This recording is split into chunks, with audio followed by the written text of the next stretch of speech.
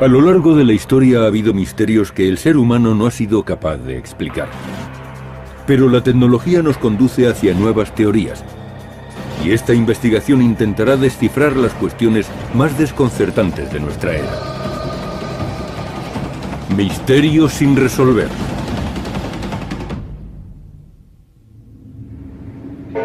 ...31 de agosto de 1888... ...3 de la madrugada...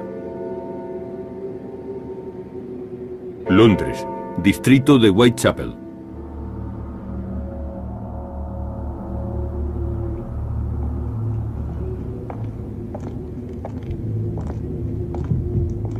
Una mujer camina sola por la calle.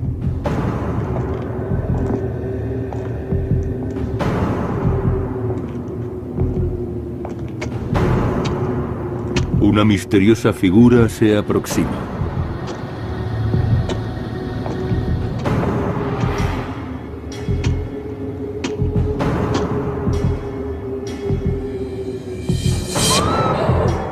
El atacante la estrangula hasta dejarla inconsciente. A continuación, saca un cuchillo de 30 centímetros.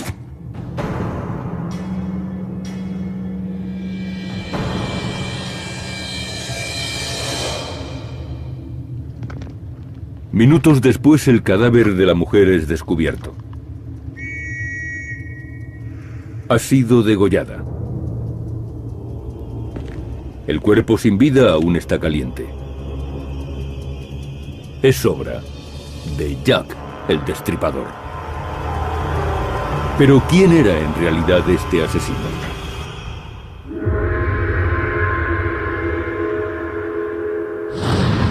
Jack el Destripador.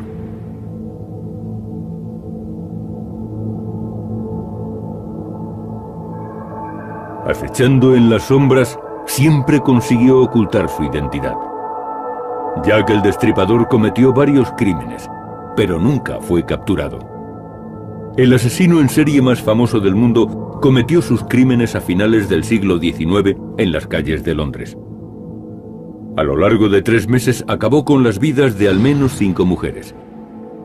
Pero se cree que pudieron ser hasta 11.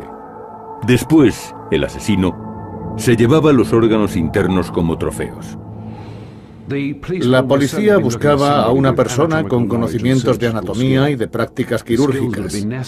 Aquel asesino había sido capaz de extraer los órganos limpiamente en la oscuridad.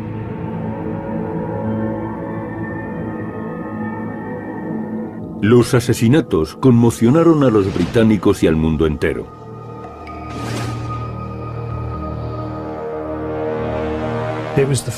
Fue el primer asesino en serie conocido internacionalmente. Su nombre, Jack el Destripador, le hizo muy popular. Pero el Destripador nunca fue atrapado. El asesino sencillamente desapareció.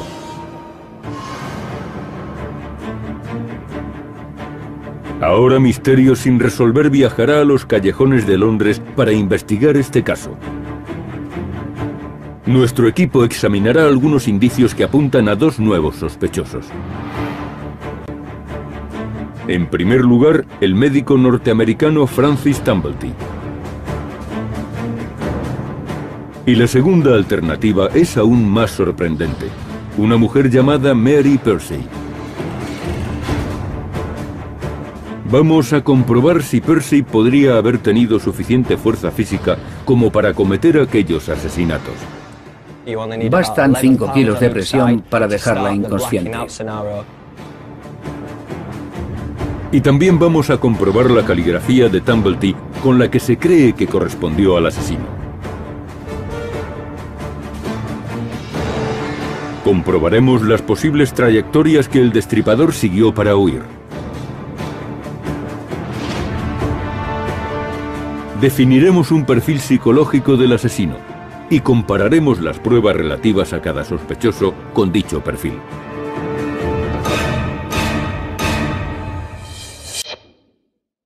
Las teorías sobre la identidad de Jack el Destripador han persistido durante más de un siglo.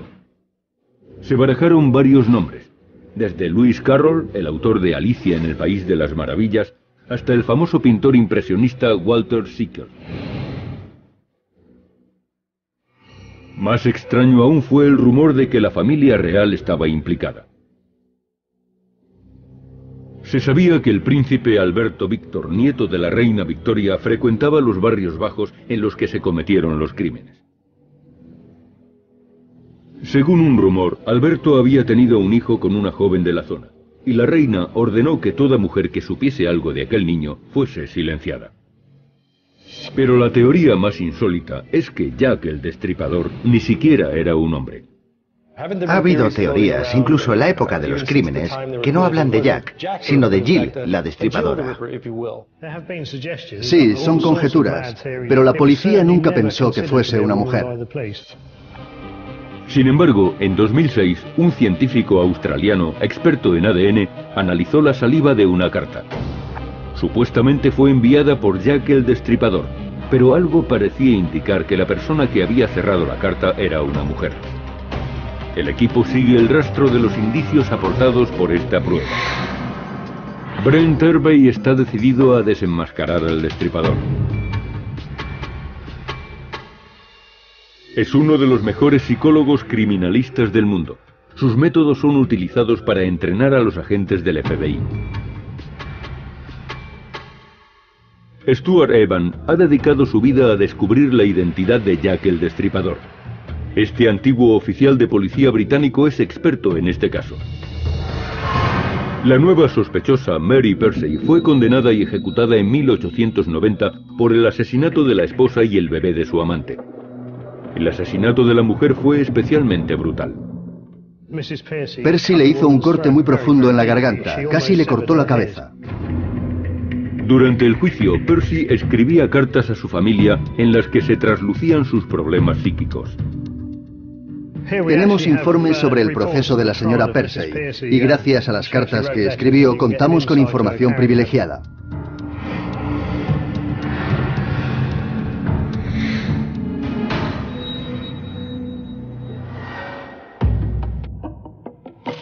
Escena del crimen de Nichols, Back Row, Londres. Antes de investigar a los sospechosos, el equipo tiene que construir un perfil psicológico del criminal. Comienzan en el lugar del primer asesinato. Ni las fotografías ni las descripciones son fiables. Tenemos que ir al lugar de los hechos para hacernos una idea del espacio y las distancias. Víctima número 1, 31 de agosto de 1888, Mary Ann Nichols. Mary Ann Nichols fue encontrada a las 3:45 de la madrugada. Apareció en una calle residencial llamada entonces Bucks Row. La víctima tenía 2 profundos cortes a cada lado del cuello que casi le habían desprendido la cabeza. El abdomen había sido abierto violentamente con un cuchillo de hoja larga.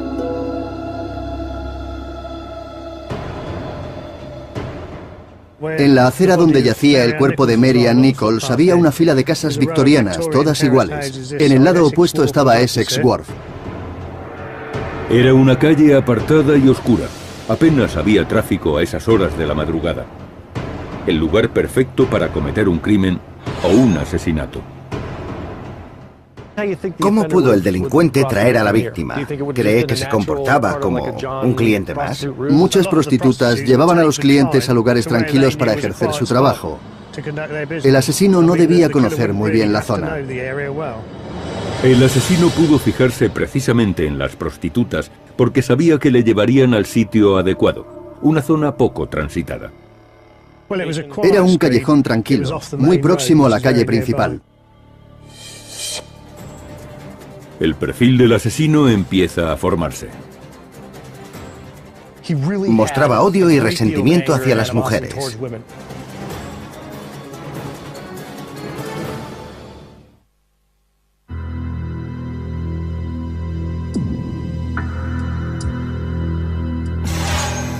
Nuestro programa está investigando la identidad de uno de los asesinos más famosos de la historia, Jack el Destripador.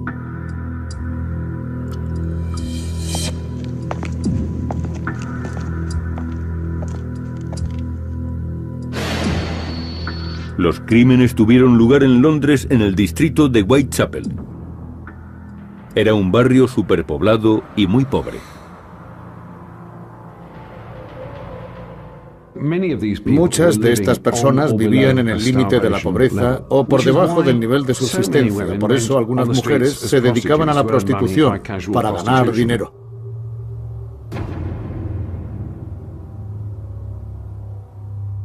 Los cadáveres empezaron a aparecer en las calles y el pánico se apoderó del vecindario. Los periódicos londinenses alimentaron la histeria. Competían por publicar los detalles más morbosos de los crímenes y del posible asesino. El caso estaba rodeado de sensacionalismo. Los crímenes comenzaron poco después de que apareciese una nueva tecnología de impresión. Ahora, los periódicos podían ilustrar sus historias y asustaban a la gente con escabrosos dibujos.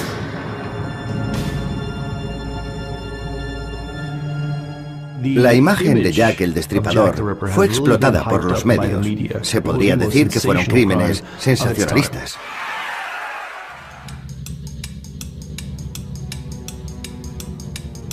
Poco después de los crímenes empezaron a aparecer en los periódicos cartas atribuidas al asesino. Muchas de ellas eran invenciones de periodistas sin escrúpulos, pero en una, el autor de la carta se llamaba a sí mismo Jack el Destripador, y el nombre quedó acuñado.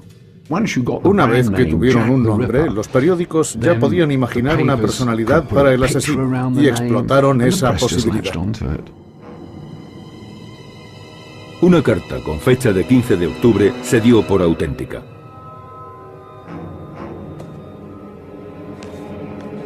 Fue enviada a un grupo de ciudadanos que patrullaban las calles e iba acompañada de una caja que contenía medio riñón humano.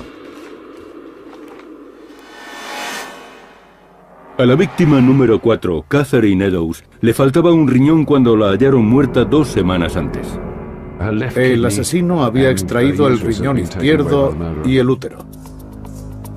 La forma en que las víctimas eran asesinadas ofrecía una pista importante para definir el perfil del destripador. Cuando la víctima estaba en el suelo, supongo que lo más fácil era cortar la garganta con un cuchillo y después hacer la segunda herida. Entonces se ensañaba con el cuerpo. Víctima número 2, 8 de septiembre de 1888, Annie Chapman. El cuerpo de Annie Chapman había sido terriblemente mutilado. La garganta había sido seccionada tan profundamente que el corte llegaba a la columna vertebral. Y en la cavidad del abdomen se habían amputado algunos órganos. Faltaba el útero. En este caso no solo tenemos evisceración. El asesino también se llevó algunos órganos. Es característico el ataque directo a la sexualidad de la mujer. Se ensaña con los órganos sexuales. Y no es casual que se centrase en esa parte de la anatomía. Hacía falta un cuchillo especial. Donald Rambelow, que ha documentado la historia del destripador, encontró la que pudo ser el arma del crimen. Según el informe forense, el cuchillo utilizado en algunas víctimas, como Chapman y Eddowes, tenía una hoja larga y recta y una punta muy afilada. Ese cuchillo podría cortar el cuello hasta las vértebras. En los dos casos, la cabeza está casi separada del cuerpo, así que no pudo utilizar algo como una navaja. Era un cuchillo apto para amputar. Amputaciones. Cortaba los tejidos con rapidez. Después hacía el resto del trabajo y se marchaba. La utilización de un cuchillo de cirujano podía dar pistas para identificar al asesino. Una creencia que se extendió en 1888 y que todavía perdura es que el asesino tenía conocimientos médicos. Para realizar aquellas mutilaciones eran necesarias unas nociones básicas de anatomía. Y casualmente, el sospechoso Francis Tumblety parecía tener los conocimientos médicos necesarios. En alguna ocasión mostró sus diplomas, pero probablemente eran falsos. Trabajaba como médico naturista, una especie de curandero.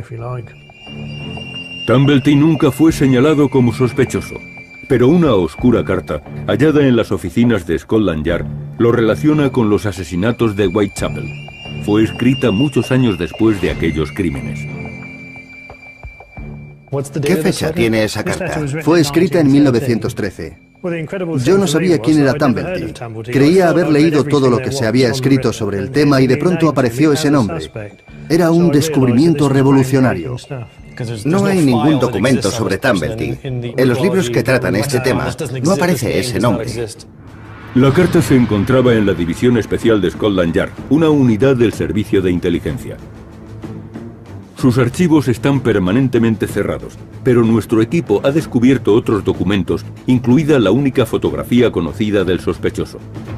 A Tumblety le gustaba llevar ropas militares, pero no hay noticias de que alcanzase un rango significativo. Es un uniforme desconocido y un casco de estilo prusiano. Tiene una esclavina de piel sobre los hombros, la Legión de Honor y otra medalla en el uniforme. Se trata de un atuendo militar.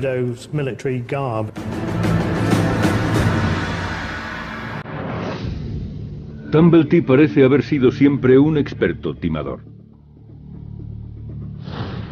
Creció en Rochester, Nueva York, y ya desde muy joven empezó a hacerse pasar por médico. Se hizo famoso vendiendo falsos medicamentos y remedios de hierbas en Estados Unidos y Canadá. Pero cuando surgían los problemas, sencillamente se iba a otro lugar. Hay pruebas de que viajó a Inglaterra en junio de 1888 y de que en la época en que se cometieron los crímenes estaba en Londres. Y según el equipo de investigación, posiblemente vivía en este edificio llamado antiguamente Batty Street Inn. Batty Street es una calle que sale de Berners Street. Y Berners Street es el lugar donde fue encontrada la víctima número 3, Elizabeth Stride, la noche en que el destripador mató a 2 mujeres, el famoso doble crimen. En el número 22 de Batty Street había un huésped norteamericano que desapareció justo después del doble crimen. Se le conocía como el huésped de Batty Street.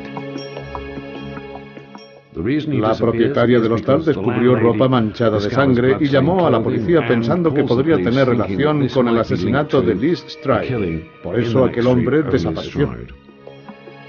Stride fue encontrada en Berners Street, aproximadamente a la 1 de la madrugada. Este cadáver presentaba muchas diferencias con los otros que se habían encontrado. Y tal vez se deba a que el crimen fue interrumpido. La víctima solo tenía un corte en la garganta y varios hematomas en los hombros y el pecho. No hallamos el comportamiento habitual del destripador, las muestras de odio hacia las mujeres, la mutilación de los órganos sexuales y el deseo de humillar a la víctima. Hay algunas diferencias y debemos tenerlas en cuenta. Menos de una hora más tarde, a la 1:45 de la madrugada, se descubría el cuerpo de Catherine Eddowes en Madrid Square. También fue mutilado. Víctima número 4, 30 de septiembre de 1888, Catherine Eddowes. Solo 15 minutos más tarde, a las 2 de la madrugada, el huésped de Batty Street fue visto en el hostal. Huyó hacia el este. Se encontró un trozo de delantal de Eddowes manchado de sangre en un portal de Goulston Street. Y eso encaja. Si el asesino fue huésped de Batty Street, pasó por esa zona para llegar al hostal. Entonces, ¿cómo es de grande la zona? ¿Y cuál es la distancia entre los escenarios del doble asesinato? Están muy cerca. La zona cubre unos 2 kilómetros cuadrados. Pero algunos dudan de que el asesino pudiera cometer los 2 crímenes y estar de vuelta en el hostal a las 2 de la mañana. Vamos a hacer el recorrido.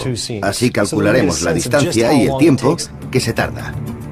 Partiendo de Mitre Square, el lugar del asesinato de Eddowes, los investigadores caminan en dirección este, hacia Berners Street, donde fue asesinada Stride. Aquí se encontró el delantal. ¿Y ese edificio estaba aquí entonces? Sí, ese es el edificio que había aquí entonces. En esa fachada está el portal donde el destripador dejó el trozo de delantal ensangrentado. Es el mismo edificio y el portal de entonces.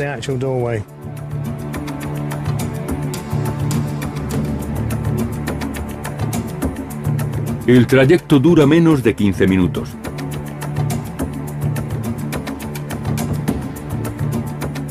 Incluso con el tráfico actual, el sospechoso podría haber abandonado el lugar del segundo asesinato y haber llegado a Batty Street a las 2 de la madrugada.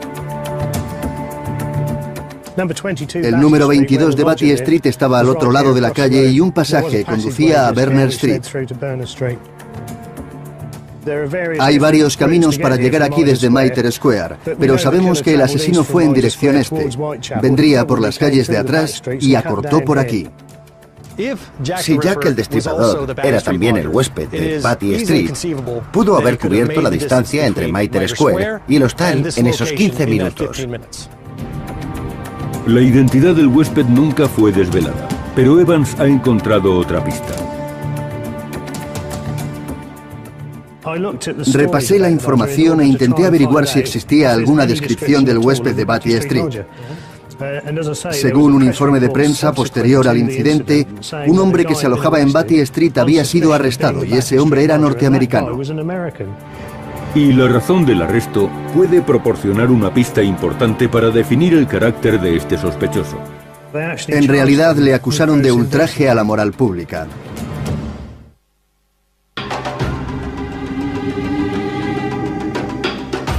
Misterio sin resolver está en Londres investigando el caso del asesino en serie más famoso de todos los tiempos, Jack el Destripador.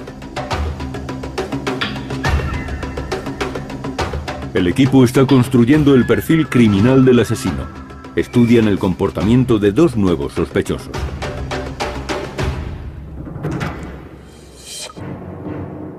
El médico norteamericano Francis Tumblety fue arrestado el 7 de noviembre de 1888 por la policía de Londres. Ocurrió justo antes del último crimen, pero no lo detuvieron por asesinato, sino por el delito de ultraje a la moral pública. Lo que más llama la atención es que Tumblety mantenía relaciones homosexuales o bisexuales. De hecho, fue arrestado por cometer actos lascivos con 4 chicos diferentes. Tumblety no mantenía relaciones con mujeres y además, según se cree, sentía desprecio hacia ellas.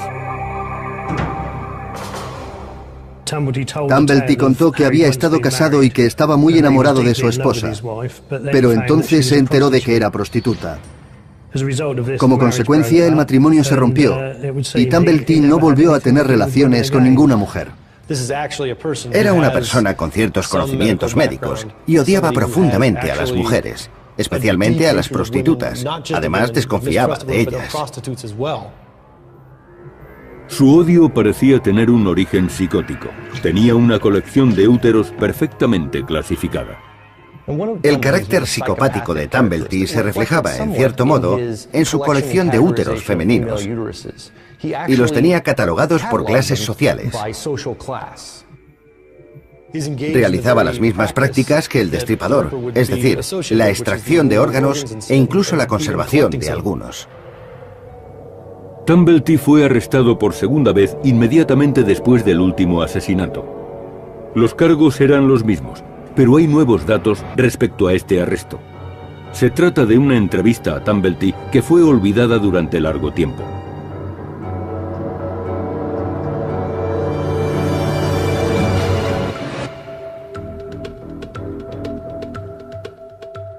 La entrevista de Tumblety fue realizada en enero de 1889. Admite que estuvo en Whitechapel y que fue arrestado como sospechoso de ser el destripador. Por tanto, estuvo en la zona de los crímenes cuando estos se cometieron. Por supuesto, no admite ser el asesino, pero sí que lo detuvieron como sospechoso. Exacto. La policía tampoco pudo conseguir ninguna prueba concluyente para detenerlo. Intentaban evitar que se escapase y finalmente le acusaron de ultraje a la moral pública. Pero aquello quedó oculto en los archivos policiales durante más de un siglo. Por supuesto, nada de esto demuestra que Tumblety fuese el destripador, pero son indicios que apoyan esa teoría y confirman nuestra idea de que fue considerado sospechoso de los crímenes. Tumblety quedó en libertad bajo fianza el 16 de noviembre y salió de Londres inmediatamente. Regresó a Estados Unidos con un nombre falso, Frank Townsend. Se cambió de nombre y cogió un barco. Eso indica que trataba de huir, que intentaba ocultarse y que no quería ser descubierto. Pretendía pasar desapercibido. Y aunque esta reacción no prueba que Tumblety fuese culpable, es obvio que sabía que le perseguían. Y eso le preocupaba. Hay pocas pistas sobre su paradero en Estados Unidos después de su huida. Pero un periódico informa de su muerte en San Luis en 1903 a causa de una dolencia cardíaca. Considerando sus antecedentes y su carácter, hay algunas cosas que me llaman la atención. Creo que habría que pensarlas más detenidamente.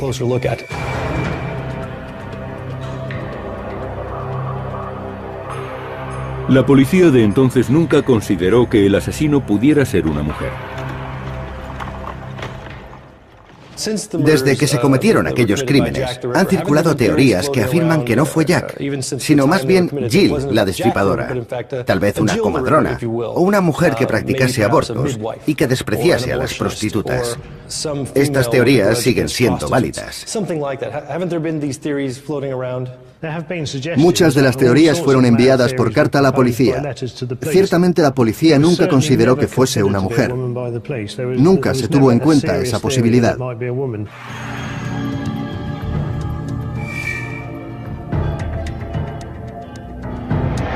Pero eso cambió en 2006 cuando una prueba de ADN en el engomado de una de las cartas del destripador sugería que había sido escrita por una mujer. Brent Harvey investiga primero si una mujer podría tener la fuerza suficiente para llevar a cabo unos asesinatos tan violentos.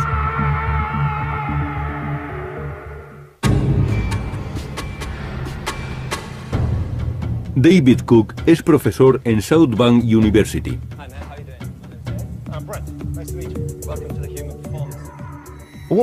¿Cree que una mujer como Mary Percy podría derribar y matar a las víctimas de este caso? No se necesita mucha fuerza. No, en realidad no se necesita mucha fuerza. Si la mujer presiona el cuello de la víctima con ambas manos, tendría que ejercer unos 5 kilos de presión en cada mano sobre la arteria carótida para dejar inconsciente a una persona. Cook utiliza un aparato llamado plataforma de fuerza. Es una báscula que mide la presión desde cualquier ángulo y envía los datos a un ordenador. En la pantalla aparece la presión que aplicaría una mujer de la corpulencia de Percy. Esta no es la posición más estable, pero si apoyase todo su peso sobre el pecho de la víctima y después aplicase la fuerza en una postura más estable, podría ejercer mucha presión y correría menos riesgo de que le diesen patadas. La presión ejercida sobre la garganta de la víctima es medida y calculada por un ordenador. Los investigadores pueden visualizar los cálculos. La presión aplicada por nuestra sospechosa ha sido recogida por la plataforma de fuerza y aparece en la pantalla. La fuerza puede descomponerse en 3 dimensiones. La línea verde es la media lateral, es la fuerza de lado a lado. Hay unas pequeñas sacudidas de las manos. La línea roja muestra la fuerza realizada hacia atrás y hay poco movimiento. Pero la más significativa es la línea azul, es la fuerza vertical aplicada sobre la laringe. Vemos estos picos que se mantienen en unos 380 newtons, es decir, unos 36 kilos de fuerza. Por tanto, la fuerza constante que se está aplicando está entre 32 y 37 kilos.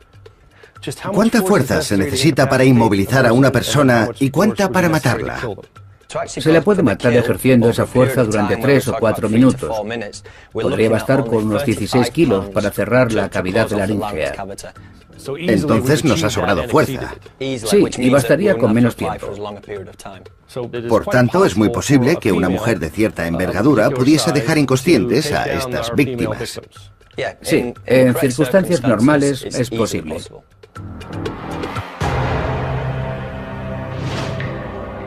El doble asesinato por el que se condenó a Mary Percy tiene algunas similitudes con los crímenes del destripador.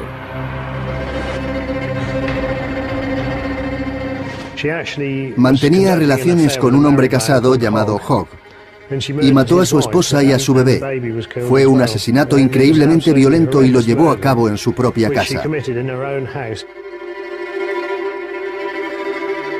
Según algunos, mostró una actitud similar a la que mostraría un asesino en serie. En la época victoriana esta era Priory Street. ¿Y ya existía este edificio? Sí. Al otro lado de la calle está el edificio donde Persey cometió los crímenes. Esa es la entrada de la casa de Mary Persey, y debió de sacar el carrito del bebé por esa puerta. Persey engañó a la mujer de su amante y la llevó a su casa. Una vez allí la mató golpeándola con un atizador. Luego asfixió al bebé. Después metió los cuerpos en el cochecito del niño para deshacerse de ellos lejos de su casa. Sin duda mató a la mujer y al bebé por celos. Quería tener al marido para ella sola. ¿Qué dirección tomó? Saldría a la calle y pasaría bajo el puente del ferrocarril, que aún sigue ahí. El cuerpo de la mujer fue hallado con un profundo corte en la garganta, como en los casos del destripador. Pero Persey fue capturada, y los informes sobre su proceso explican el motivo de las heridas. Le cortó la garganta por una razón práctica. Tuvo que acomodar el cuerpo de la mujer en el cochecito para hacerlo desaparecer de la escena del crimen. Y haciendo un corte profundo en la garganta, pudo colocar la cabeza de forma que entrase. Pero en el caso del destripador, el corte en la garganta era lo que provocaba la muerte. Sí, así es. Después, la investigación se centra en las pruebas escritas, tanto del asesino como de Francis Tumblety. Ninguna carta encaja con los crímenes, excepto una de ellas.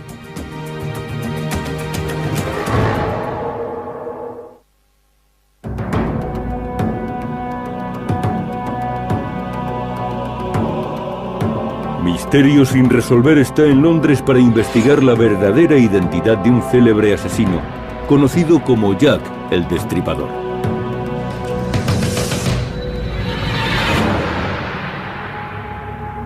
Las autoridades recibieron cientos de cartas que decían pertenecer al responsable de los crímenes.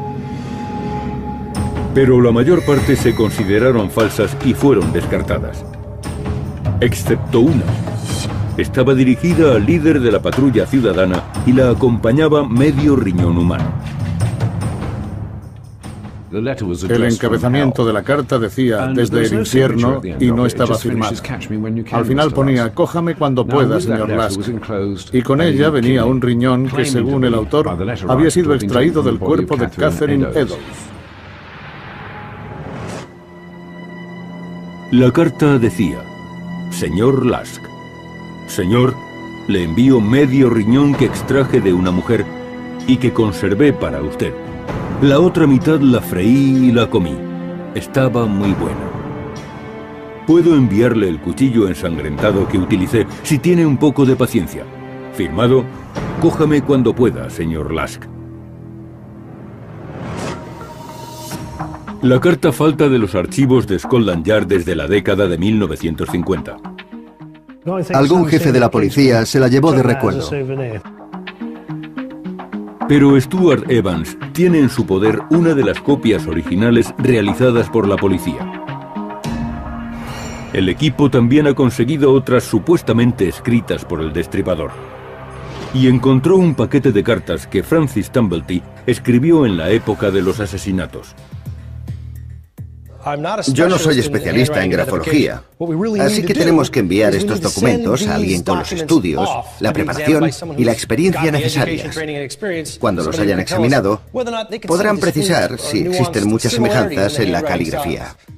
Probablemente también sería útil enviar la carta de Tumblety y analizar si su forma de escribir se parece a la de las otras cartas.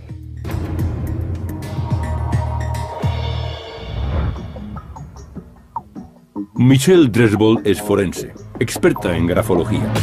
Ha trabajado en numerosos casos estudiando tipos de escritura y perfiles de personalidad. Dresbold analizó varias cartas que supuestamente procedían del destripador para determinar cuáles eran auténticas.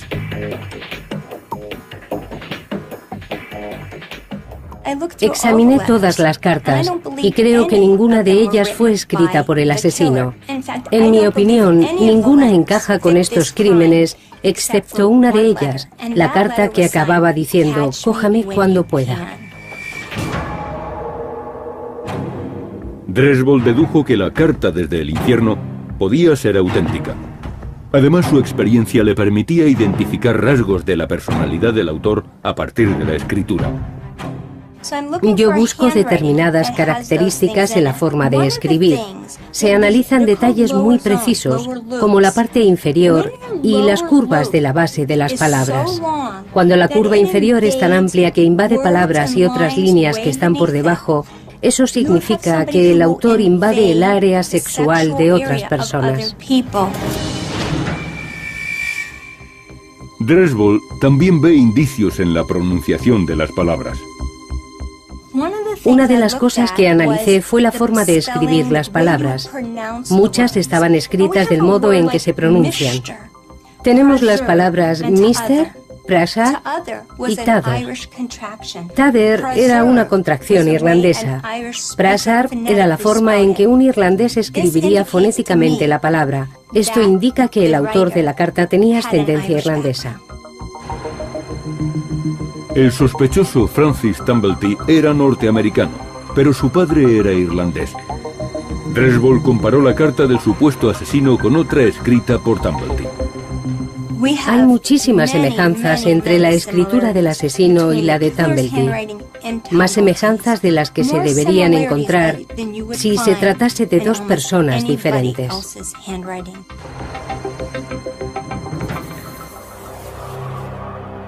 Una cosa que los dos personajes tienen en común son las extrañas conexiones de las palabras.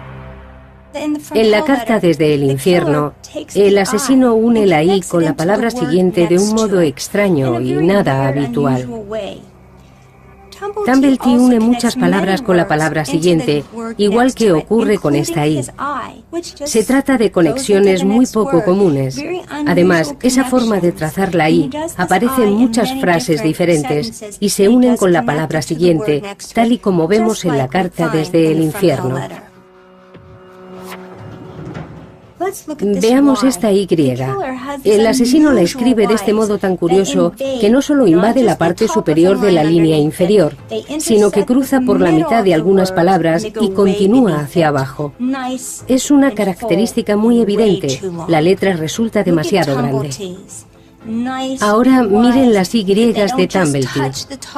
También son muy grandes, no solo tocan la parte superior de las letras y la línea que hay debajo, invaden las palabras y llegan mucho más abajo. Después de examinar muchos de los escritos de Francis Tumblety, creo más que nunca que él es el autor de la carta desde el infierno.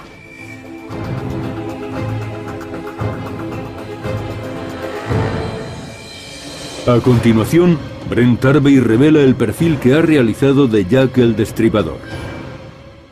He revisado todas las pruebas y el material disponible en Whitechapel, donde tuvieron lugar los crímenes. Y este es el perfil que se ha definido.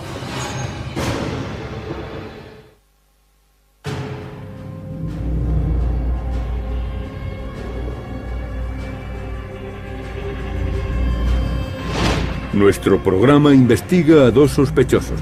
Intentamos desvelar finalmente la identidad del más célebre asesino, Jack el Destripador. Este experto en creación de perfiles criminales cree que puede determinar quién fue el verdadero asesino. Utiliza técnicas forenses modernas. Este fisiólogo cree que una mujer pudo cometer los asesinatos. Este exoficial de policía opina que pudo ser un médico norteamericano. Y esta experta en grafología piensa que el autor de la carta desde el infierno era el asesino. Brent Harvey ha examinado los escenarios del crimen que aún existen y ha revisado las pruebas. Ahora han diseñado un perfil criminal del siglo XXI para un asesino del siglo XIX. He revisado todas las pruebas, testimonios y material disponible en la zona de Whitechapel, donde tuvieron lugar los crímenes. Y este es el perfil que hemos definido. Primero, está el hecho de que el conocimiento del lugar no parece realmente necesario. En segundo lugar, comprobamos que, aunque los conocimientos médicos son considerables, no hay destreza en los actos. Los cortes tienen desgarros, son largos y caóticos. Y la naturaleza de las heridas muestra mucha violencia. Todo esto denota ira, represalias y mucha rabia en estos crímenes. Otro detalle es el tipo específico de ira. Las heridas se encuentran en zonas concretas del cuerpo de la mujer, como pechos y genitales, y también extrajo el útero y la matriz. Es, sin ninguna duda, un ataque a la feminidad. Se trata de una prueba de misoginia. Esta persona odiaba a las mujeres y odiaba a la feminidad. También resulta obvio que el criminal actuaba deliberadamente. Era hábil y rápido, y mostraba mucha frialdad. Son las características que definen a un psicópata. Ahora, Tarvey puede comparar este perfil criminal con las informaciones disponibles sobre los dos sospechosos. En primer lugar, Mary Percy, procesada por matar a la esposa y al hijo de su amante.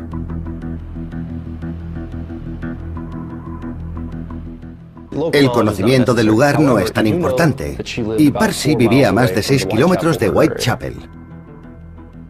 Respecto a las mutilaciones, vemos que se requieren conocimientos médicos, y no hay pruebas de que Mary Percy tuviese experiencia médica de ningún tipo.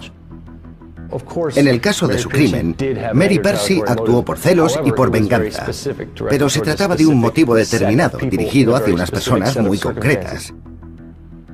Esto nos lleva al cuarto punto, la misoginia, la ira contra las mujeres. No hay nada que sugiera que Mary Percy odiase a las mujeres en general. Al cometer aquel crimen, no trataba de humillar a nadie. Fue una expresión de ira por un amor no correspondido. Y llegamos a la última característica, la ejecución fría y tranquila de los crímenes. Esto no encaja en absoluto con Mary Percy, que demostró ser una persona extremadamente emocional. El carácter de Mary Percy no encaja con el perfil criminal de Jack el Destripador. El comportamiento de Mary Percy es el de una persona obsesiva. Su crimen fue casi un hecho aislado.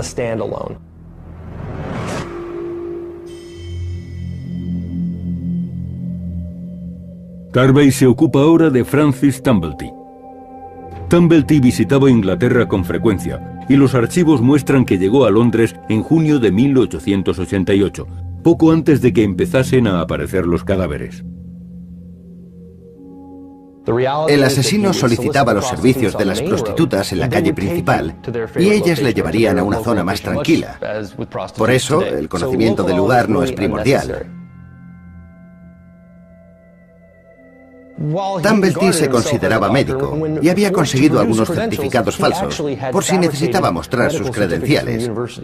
Pero todos los conocimientos que tenía los había adquirido por sí mismo. El destripador sabía dónde estaban las vísceras y sabía lo que quería hacer. Eso encaja muy bien con el perfil de Tumblety.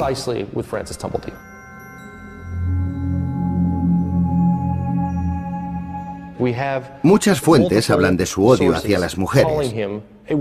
Y esto nos lleva directamente a otro punto importante del perfil. Jack el Destripador era una persona con deseos de venganza, que odiaba a las mujeres y la feminidad.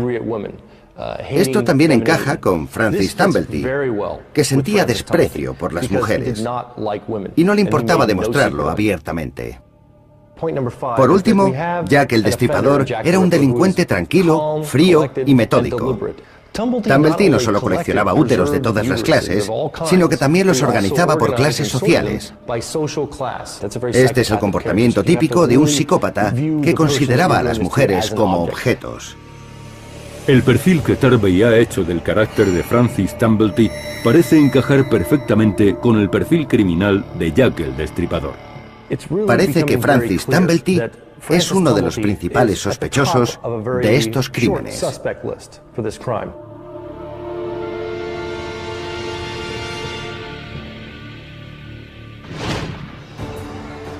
Esta investigación nos ha llevado a conocer más de cerca al principal sospechoso de este caso, el doctor Francis Tumblety. Si se realizaran más estudios y se hallaran más pruebas, se podría confirmar de una vez por todas la identidad del asesino más famoso de la historia. Son pruebas circunstanciales, pero partimos de una teoría que se ha hecho más sólida con cada nuevo descubrimiento. Nada es definitivo, nada demuestra que Dumblety sea Jack el Destripador, pero tampoco hay nada que demuestre que no lo sea.